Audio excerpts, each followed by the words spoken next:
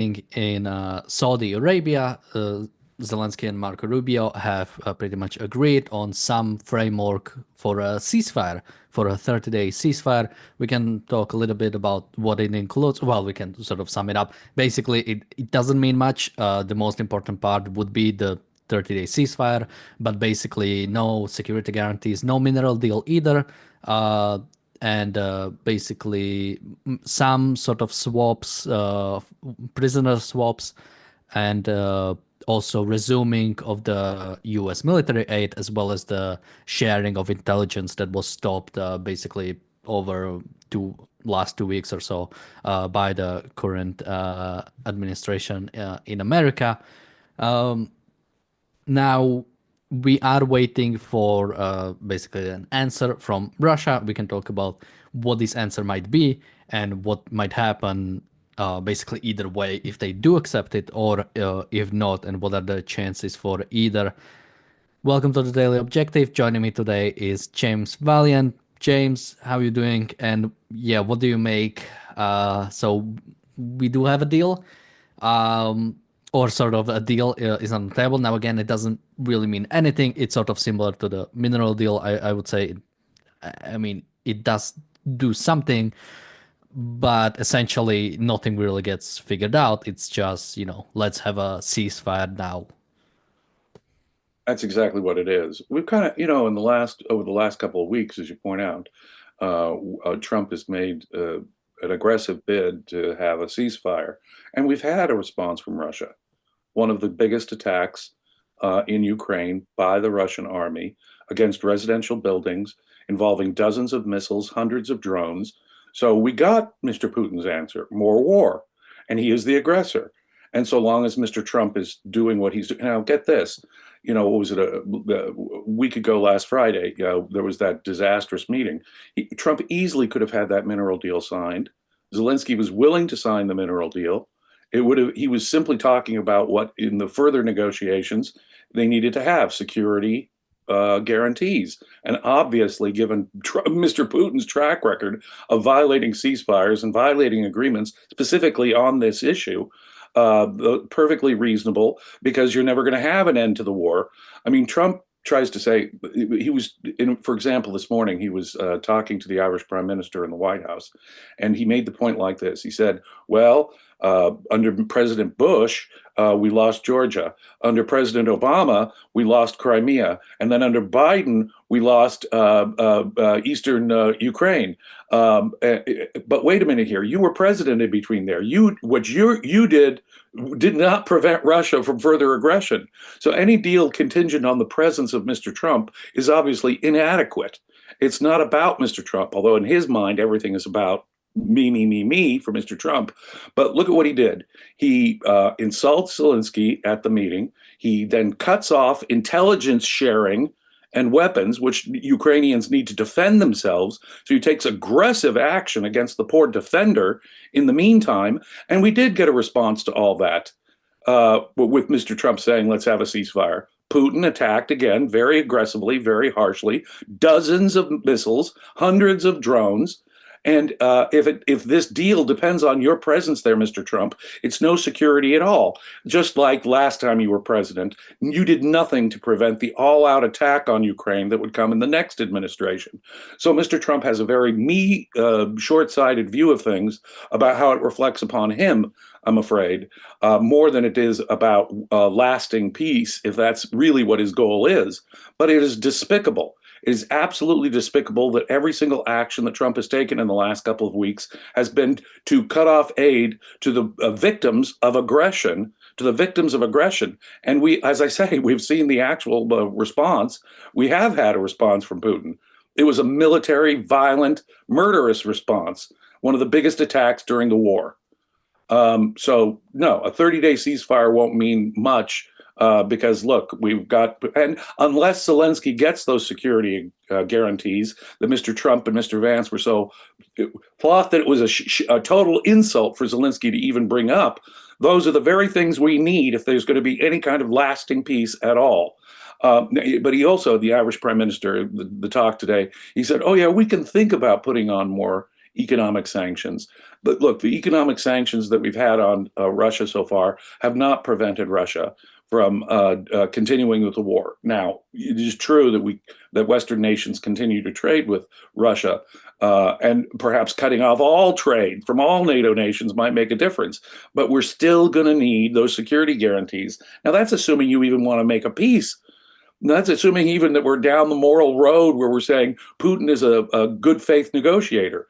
Let me suggest that his recent attack on Ukraine, in Ukraine, being the aggressor, has shown that Mr. Putin is not a good faith negotiator. Even if he agrees to a 30-day ceasefire, it'll mean him rearming.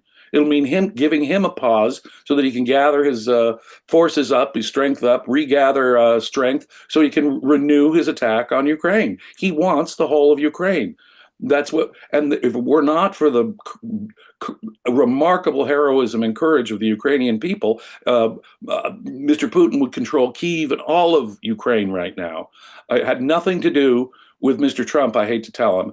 And so I have very, very little confidence that Mr. Trump has the correct approach to this, whatever. Unfortunately, all of Mr. Trump's actions have been against the poor Ukrainians who were the victims of aggression, not against Russia. Mr. Trump is still abstractly considering what kind of sanctions there might be if Putin doesn't come to the table. But we're going to need more than him coming to the table. We're going to need concessions from Putin, even theoretically, if you think that Putin is a good faith negotiation partner. So I am not hopeful about the situation right now. It's very sad for Mr. Zelensky. I mean, he made Zelensky an offer he couldn't refuse. After cutting off intelligence and cutting off aid, what could poor Mr. Zelensky do? The poor Ukrainians have been, it's like a gangster in effect saying, you may have had a really good analogy. Is when you see a bully beating up on a smaller guy, what you do is you say, well, I'm not going to help you come to the defense of the attacker, the bully, and you say, I'm not going to help the poor victim of the bully anymore. What is the victim supposed to say when his main help is coming from us? Mr. Trump has applied the pressure morally in a perverse way. It creates all the incentives are upside down. Putin has no motivation whatever to make any kind of deal. If peace is your goal, and if you think Putin is actually a good faith negotiation partner, which I think is the biggest premise, sort of the meta premise that we walk into, and Trump is, of course, his realism, as he calls his international realism, is the most unrealistic thing of all. And he talks about the meat grinder that's going on there. He's just guaranteeing, and he talks about endless war. What he's doing is setting up more endless war and another Putin invasion. I don't know when, maybe after Trump is gone, if it all depends on Trump, and fearing Mr. Trump. You can appease the ego of Mr. Trump and not help the security situation in Ukraine one little bit. So Mr. Trump's failure to look at it from a moral lens, Mr. Trump's morally inverted way of looking at it is actually counterproductive to long-term peace, in my view. Now, just quickly, someone says Trump is a king of negotiations. I would like one example when Trump ever sort of came out with any sort of good deal. Now, again, not talking about maybe sort of his private business, because I think it's fundamentally different, but sort of when it comes to sort of international relations or foreign policy, and not to mention when it comes to negotiations. When it comes to foreign policy, it means surrendering to dictators and letting them get away with something. That's not, I don't think any sort of good negotiations in those regards should be viewed as anything positive. Yeah, 4 years of Mr. Trump did not prevent the situation that he says we face with China.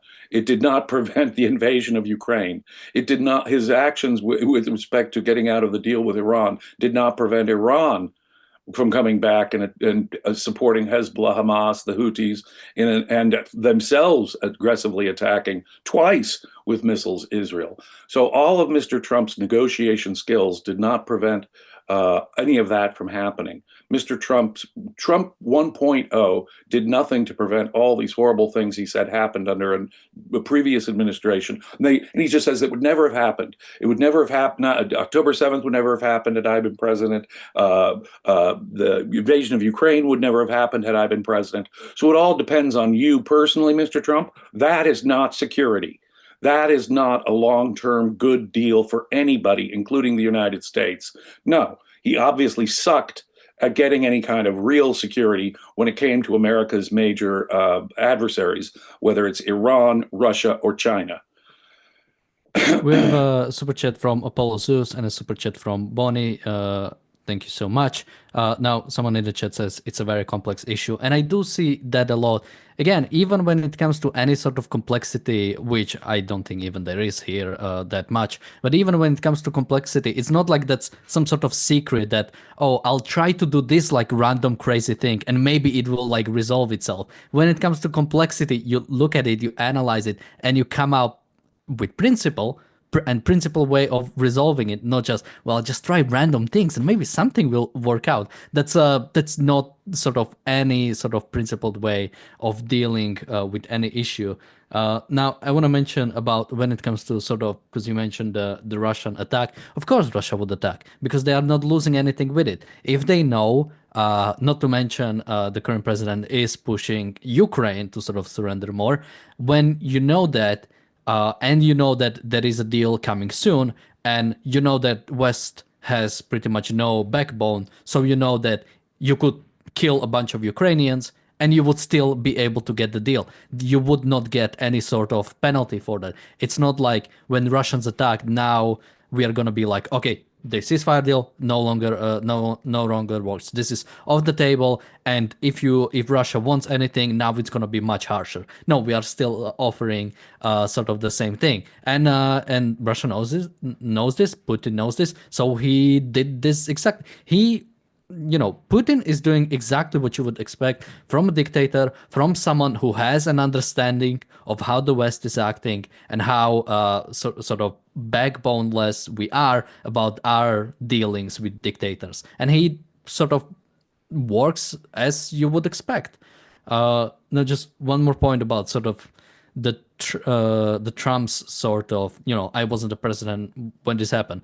Again, it's not important. You are the president of the United States. You are a statesman who holds or should hold America itself, its past and its future as the most important thing. You should set it up so issues don't happen, not issues don't happen under your watch. This is not a proper way to sort of deal with anything. Again, this wouldn't work in business sector either. It wouldn't be like, well, I'll just set it up so this will break only when someone else comes in and like tries to deal with that. This is not a proper way to deal with. It is in fact part of an egomaniacal perspective on things. So long as you have me, everything will be a-okay. Without me, it won't. No, that's not a good deal, Mr. Trump. It's a bad deal if it depends on your presence there. And so everything that Mr. Trump did in Trump 1.0 administration did nothing to prevent this from happening, did nothing to prevent, in fact, the rest. I'll give him some credit with Iran in terms of enforcing the economic sanctions because they didn't have the money to do it. And when Biden ignored all those sanctions, Iran suddenly had the money. But having the money and not having the money is a short-term thing. It doesn't fix the problem, even with Iran. But Russia's attack means, to put it really slowly, Mr. Trump, you encouraged the latest Russian attack. Mr. Trump, you are in part responsible for the latest example of Russian aggression within Ukraine. Your policy, your negotiations, your beating up on Mr. Zelensky, that did nothing but encourage more violence from the aggressor, Russia.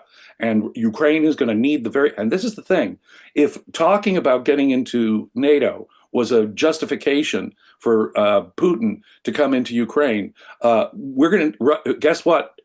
Ukraine is going to need some kind of security guarantees. You think that mineral deal provided security guarantees? How would that or anything else not also be a provocation against Russia?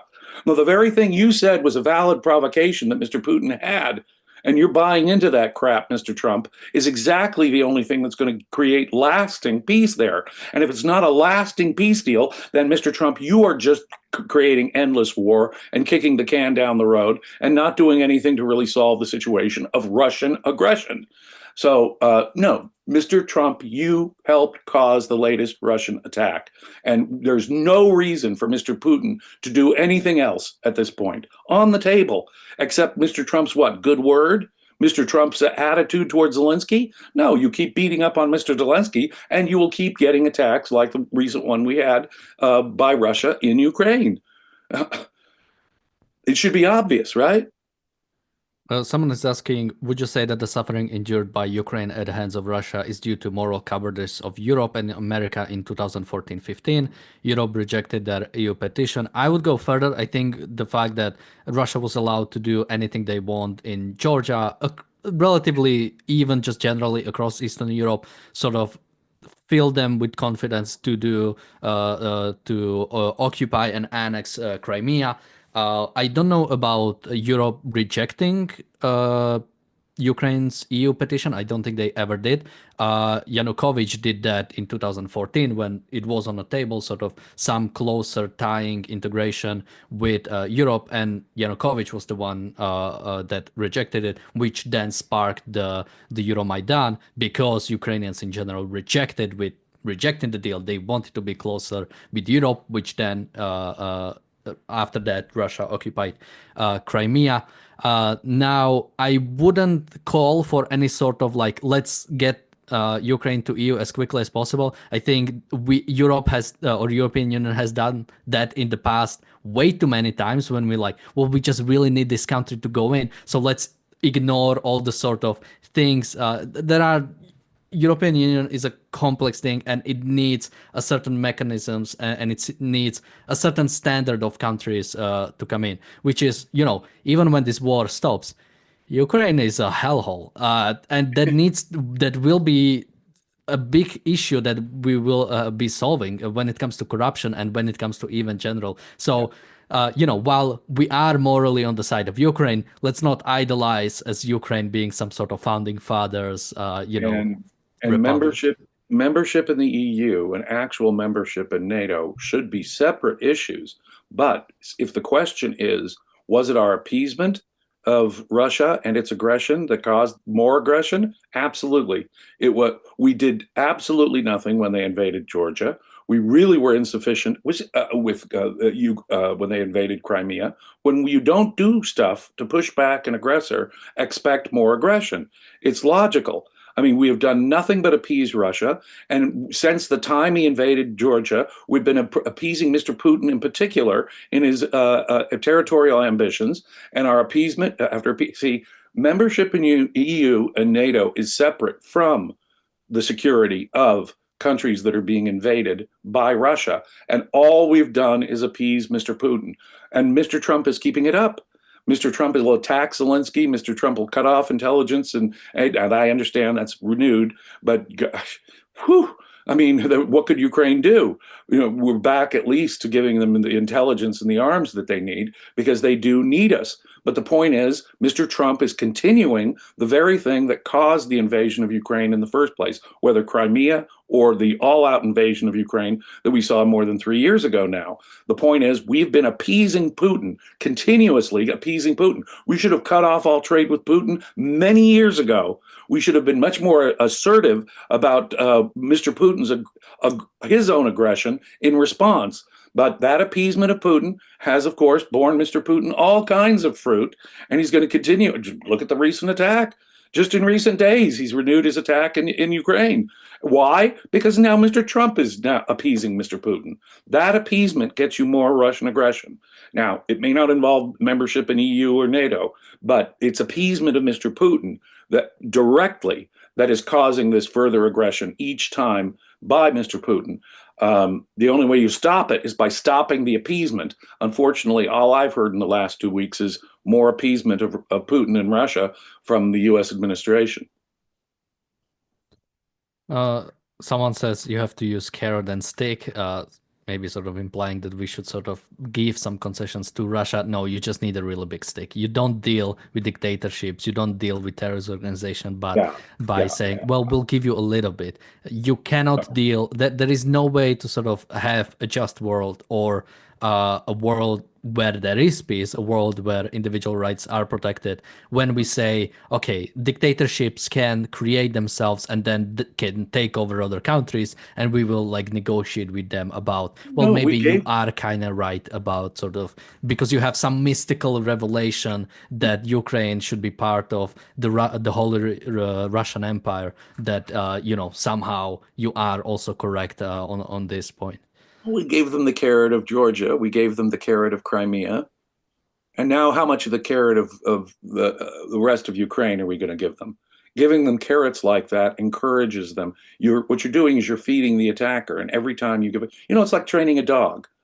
A dog. You're training a dog to do something like sit up or something, or you're house training the dog to do its business outside. What you're doing is carrots and sticks. When you give the treat, and that's what all we've done. When you give the treat to the dog, what was it? The treat of Georgia, the treat of Crimea, and now what? The treat of Eastern Ukraine, Mr. Trump? You keep giving them these carrots. You keep giving the treat to the dog. The dog will be now conditioned to believe that force will get them results. And so when you say give them a carrot, what you're saying is continue to reward them for this. Now that Daniel's exactly right. If we back up and look at it even from a broader perspective, we should not be recognizing Russia at all in any of these claims of theirs. And what Mr. Trump has done is, in fact, said that's going to be your carrot. We will recognize territorial gains of yours. So he's offering a big fat reward for his violence. What do you think we're going to get? More violence. He doesn't even morally sanction. He says, I respect Mr. Putin. Mr. Putin is a strong guy, dot, dot, dot, dot, dot, dot, dot. Just that moral sanction of a dictator. He can't even call Putin a dictator. He can call Zelensky a dictator. He can say Zelensky started the war. But so long as we are morally sanctioning a dictator like that, what do you think is going to happen? You're going to get more war. You're going to get more. You're rewarding Putin for his aggression. You're not even calling him a dictator. What do you think is going to happen? Yeah, What's now the happening? question is what's gonna happen. Apparently America has sent sort of a team to Russia to talk about this deal, and apparently Trump and Putin could have a direct call if they wanted to. So we'll see if this deal does get accepted or not. From the actions I've seen from Russia and Putin, I think he might be inclined to do accept it. Again, that doesn't mean, even if he does, that doesn't mean he's in favor of peace. It means he's getting away with it. He's getting away with what he has done. If he doesn't accept it, I think it would be a little bit of gamble because could send potentially a signal to West that, oh, this guy is actually a dictator who doesn't care about peace or just peace and just wants to get away with stuff. Now, if that would be enough to sort of tell to the current administration in America that, okay, now you have they don't want peace. You can see that. Now, can we actually do what is necessary? That would be a question that we'll have to see if Putin will take or will try to sort of offer some counter alternative. But yeah, That, we might hear that today or tomorrow.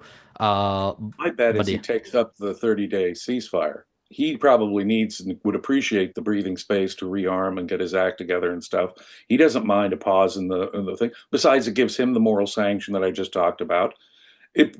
And he's smart. He would be smart not to say, screw you to any war, because that would only, if Mr. Trump has helped fracture the alliance against him because of his attacks on Ukraine and recent behavior, and of course, Mr. Trump's, chest pounding nationalism has not exactly helped the Western alliance and its unity.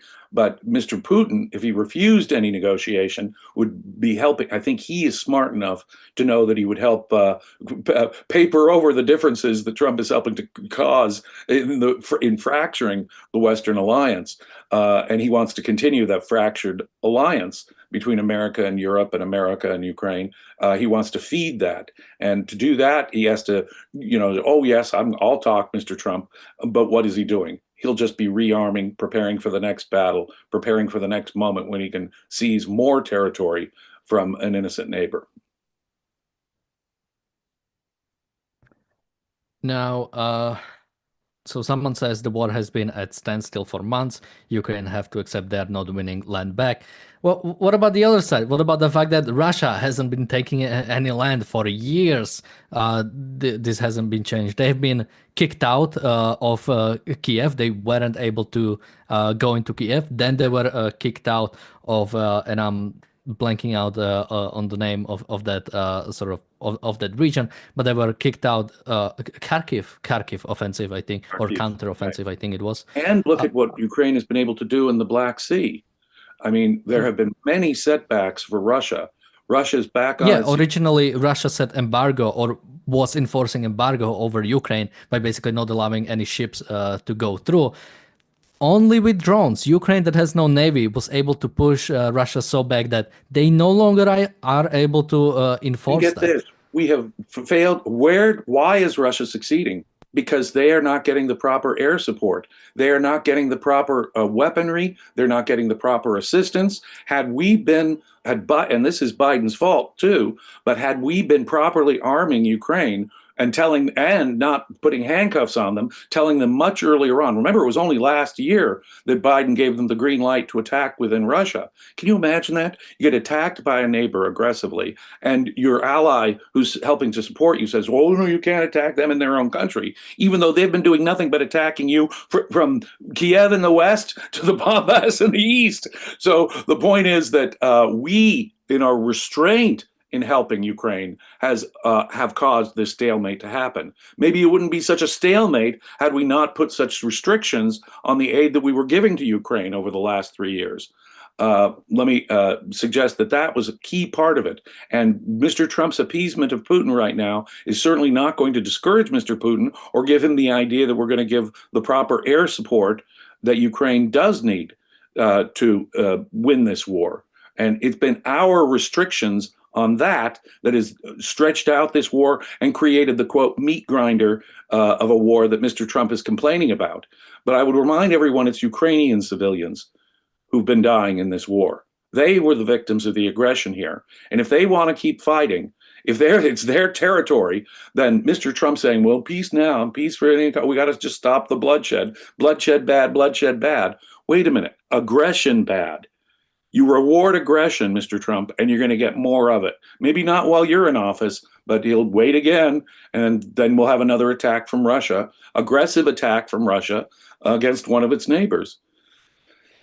So we are running out of time. We have a super chat from Bonnie. Thank you so much. She says, or she's asking, what does agreement say will happen after 30 days? Nothing. There is, or at least, well, we don't know fully what's in the deal, but from what we know, it doesn't state anything after the 30 days. We also have only Zelensky has even said he'll sign up for the 30-day ceasefire yet. We haven't even heard from Putin that he'll do a 30-day ceasefire, regardless of what. So there's nothing, zero, zip, zilch, nada. Russia has promised nothing, guaranteed nothing, said nothing. Oh, what they have done in response to Mr. Trump is renew their attacks in Ukraine against Ukrainian civilians. That was the response. We have had Putin's response, Mr. Trump. It's the response you deserved. And you were asking for, and you helped cause more Russian attacks. The continued meat grinder, Mr. Trump, you're responsible this time. We also have a super chat from Ina KR. She's asking, James, could you please rate the US presidents of our lifetime? Well, since there's about 10 of them, I think we don't have a full time. Let's give you, maybe James, you can give us your best and worst one in your lifetime. Well, that's really a very hard assessment to make, in my view. But, the 20th century was better. The end of the 20th century was better. I would say that Mr. Reagan and even Mr. Clinton were preferable to anything we've seen in the 21st century. Now, that comes with a huge proviso on my part. I think there were major issues with Reagan domestically in his association with the religious right that we're still living and suffering under. Mr. Clinton, golly, yeah. I am not an advocate, but at least we got a balanced budget under Mr. Clinton. But he did nothing, for example, against Islamic terrorism and helped set Well, up he the, got us Oslo, so. well, yeah, he did less than nothing, excuse me, but he did nothing to prevent 9/11, for example, from happening. So, well, if I were to say to you, Reagan and Clinton were better than anything we've had in the 21st century, it would come with huge provisos because, as I said, Mr. Clinton really said it. There were terrorist attacks against America that he did not respond to, and Americans that he did not respond to, that basically encouraged, hey, this is what happens when you sanction evil, by the way. It's another example. As Ukraine is the current example, but look back what happened. We sanction evil with Islamic terrorism, we get 9/11, and the World Trade Centers get taken down. So when I say that Reagan and Clinton are better than any presidents of the 21st century, they come with huge provisos in my mind. But it's true, 21st century presidents have been qualitatively worse than 20th century presidents. Let me put it that way. Yeah, I guess in 21st century, you would kind of have to say George Bush. And even that's like really sounds bad to even say that that was like the best thing we got in 21st century. But But he gave us this yeah, ridiculous war in Iraq. He gave us set us up for 20 years in Afghanistan. And by the way, he gave Mr. Putin Georgia. So again, appeasement of evil gets you more evil, people. How many times must I say this? Must I repeat it? Morally sanctioning them, materially allowing their actions, and materially often supporting them is what American policy has been. We have done nothing but appease our enemies, and the result you can see before your eyes: the bloodshed, the terrorism, the 9/11s, the October 7th, the invasion of Crimea, the invasion of Ukraine. I mean, if it weren't, like I say, if it weren't for the courage of the Ukrainian people, Kyiv and Western Ukraine would now be under Russian control. So appeasement gets you only more war. It only helps the bad guys. And that has been, unfortunately, the official American policy to both morally and materially sanction bad guys. And the results are predictable. Uh, now we are out of time for this, but we will continue with the reality show talking about October 7th. Israeli authorities knew what was coming, so make sure to join us for that. It should be an interesting show, sort of going back, talking about some of the probes that came out. With that, thank you, James, for joining me today. Thank you, everybody, for watching, and bye bye. Be safe.